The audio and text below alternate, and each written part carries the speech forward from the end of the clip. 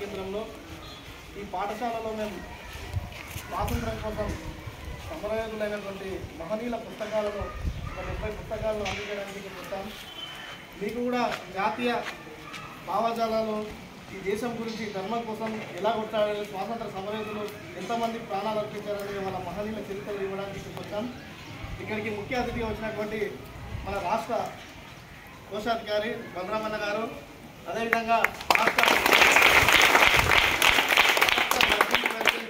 వెంకటేష్ గారు, రాష్ట్ర కార్యదర్శి ఉప్పుల నరసింహ గారు, మా జిల్లా అధ్యక్షులు జింకుల భాస్కర్ గారు, అదేవిధంగా ఎస్సీ రిజర్వేషన్ పరిరక్షణ సమితి సభ్యులందరికీ హృదయపూర్వక నమస్కారాలు తెలియజేసుకుంటూ, ఇక్కడ పుస్తకాలు మేము ఇస్తాం మేడం అని చెప్పి వచ్చి అడిగినామంటే మాకు సహాయ సహకారాలు అందించినటువంటి ఝాన్సీ మేడం గారికి కూడా కృతజ్ఞతలు తెలియజేసుకుంటూ,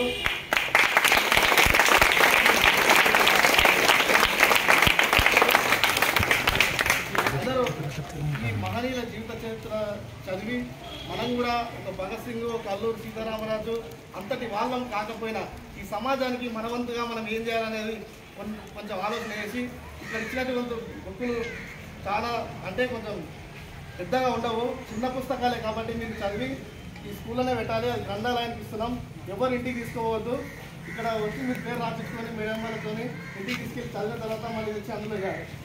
ఆ విధంగా చేస్తే మనకు చాలా బాగుంటుందని మేము ఇళ్ళవేళ మన ఆర్గనైజేషన్ తరఫున మీకు సహాయ సహకారాలు అందిస్తామని తెలియజేసుకుంటూ ఒక చిన్న మాట చెప్పాలనుకుంటున్నా. విద్యార్థుల కోసం ఒకనొక కొండపైన 2 బండరాలు ఉంటాయి, చాలా ఒక 100 సంవత్సరాలుగా స్నేహం చేస్తుంటాయి. అక్కడికి ఒక శిల్పాలు ఎక్కడైనా వస్తాడు, వచ్చి ఏమంటారంటే ఒక రాయిని సుత్తతో కొడుతుంటాడు. ఆ రాయి అంటది, నువ్వు కొట్టే దెబ్బలు శిల్పిని కొట్టే దెబ్బలు నేను తట్టుకోలేను, నన్ను ఏదైనా ఒక బండపరుపుగా లేకపోతే కడపగా తయారు చేయాలంటే సరే అని చెప్పేసి కడప చేస్తాడు. ఇంకో రాయి ఉంటుంది, ఆ శిల్పి ఎంతో దూరంకి వెళ్ళి ఇక్కడికి ప్రయాణం చేసిస్తాడు, ఆయన లక్ష్యం ఏంటి, ఆయన ఏం చేయాలనుకుంటున్నాడు అని చెప్పేసి నువ్వు ఏం చేయాలనుకుంటున్నావు అన్నది అని ఆ శిల్పి అడుగుతాడు అనమాట.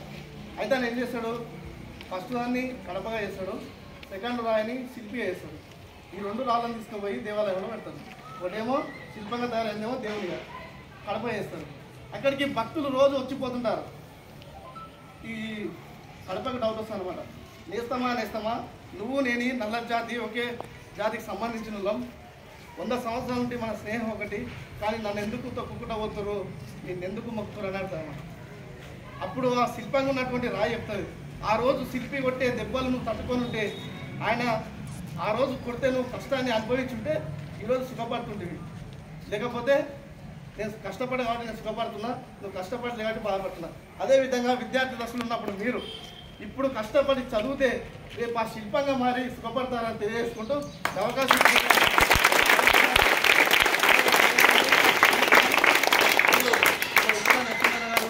రాష్ట్ర కార్యదర్శి వారు 2 నిమిషాలు మాట్లాడాల్సిందని కోరుతున్నాం.